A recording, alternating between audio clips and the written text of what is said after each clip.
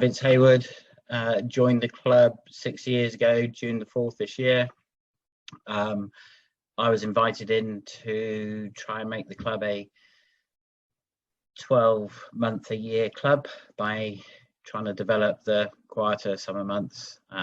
Obviously, the main factor for asking somebody to come in was to take a professional approach to what they had done with volunteers and helpers and things before. Actually growing club. The minis and youth sections are getting bigger and bigger by the day.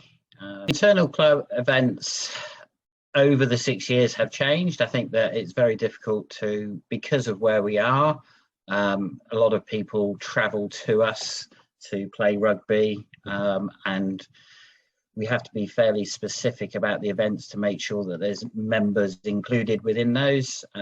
When I first started, there was an issue that I didn't quite understand rugby and how it was run.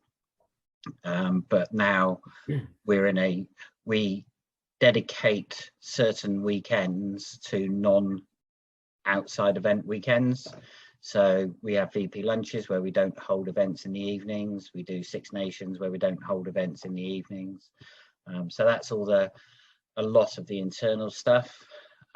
Externally, the club has a lot of grassed area, training ground area that we use for caravanners.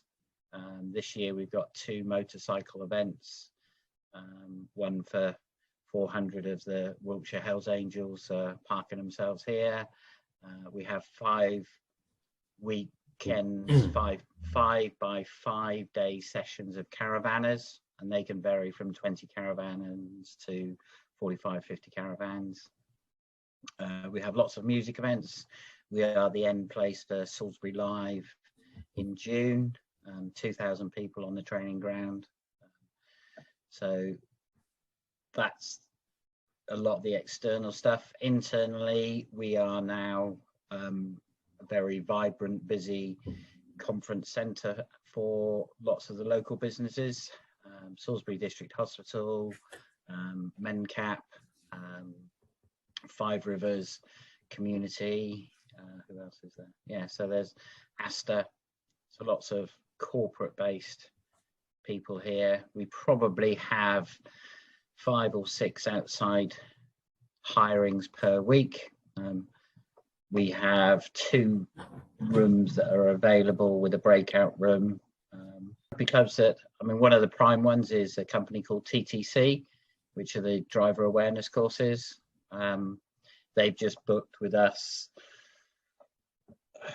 I think something like 40 bookings over the next year, with wanting to do more. So, 3 a fortnight is where they're at. So that's nice, easy income as well. So. Internally, we just offer, like with the Six Nations, we do meal deal days. So we promote people coming in early, where they'll get a meal and a pint of beer for $7.50, which goes down quite well. It brings them in, and it doesn't sound a lot, but if you're getting people in an hour early to eat, they're drinking as well. So that's a nice part of it. I think that with that as well, that we hold club email quite regularly, and it just encourages.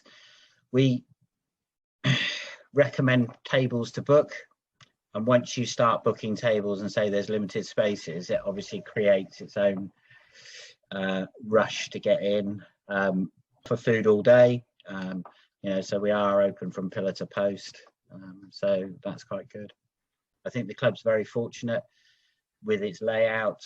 It's got a huge car park. It's not our car park, but it's got a huge car park, and the club itself, the committee, have invested in the external situation. So, and it sounds really quite simple, but we've just renewed all our chair coverings. So we keep the club at a level that is acceptable for companies that will want to come in and use the facility.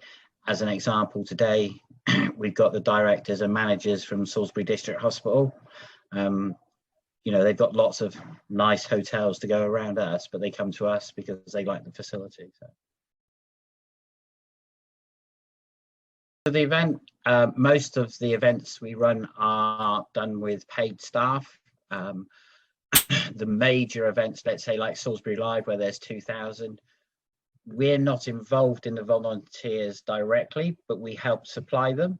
So a lot of the club members will come along and do it because it's at their club to support it. But we don't say, right, we'll guarantee you a certain amount of volunteers and stuff like that.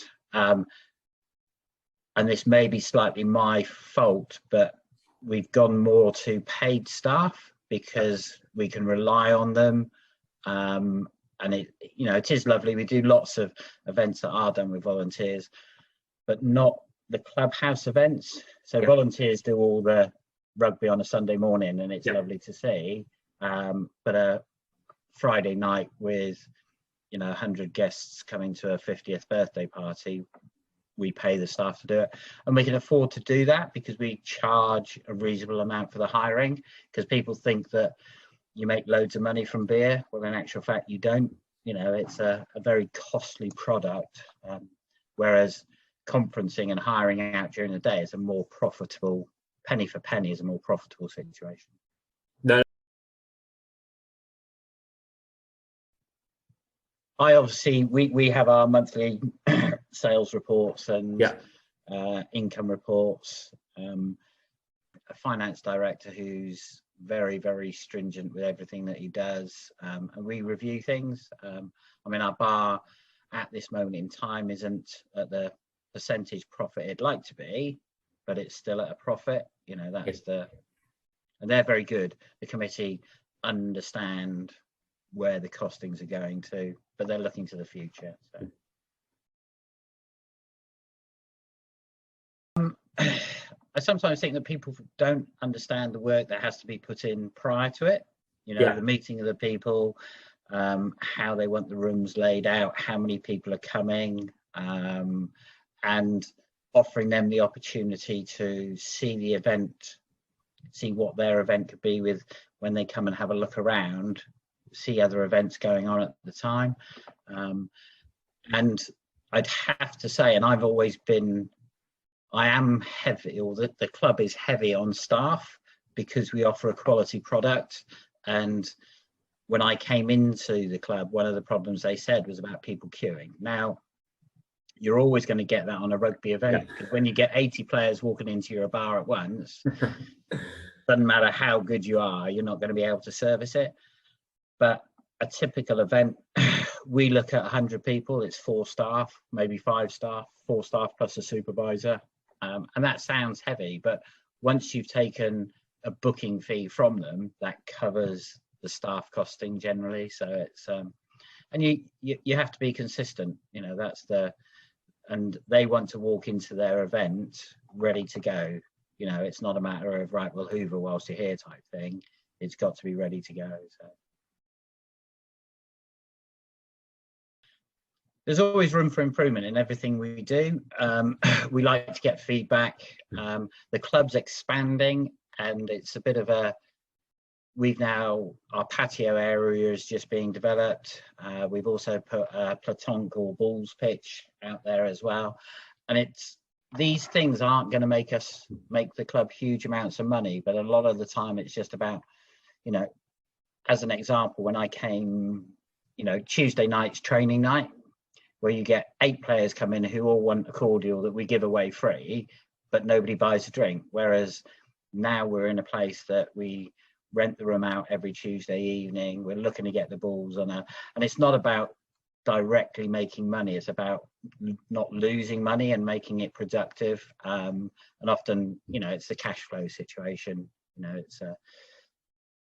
that's always quite helpful. You know, if you're turning over £250, £300 on a Tuesday when you used to do nothing, that's a huge increase.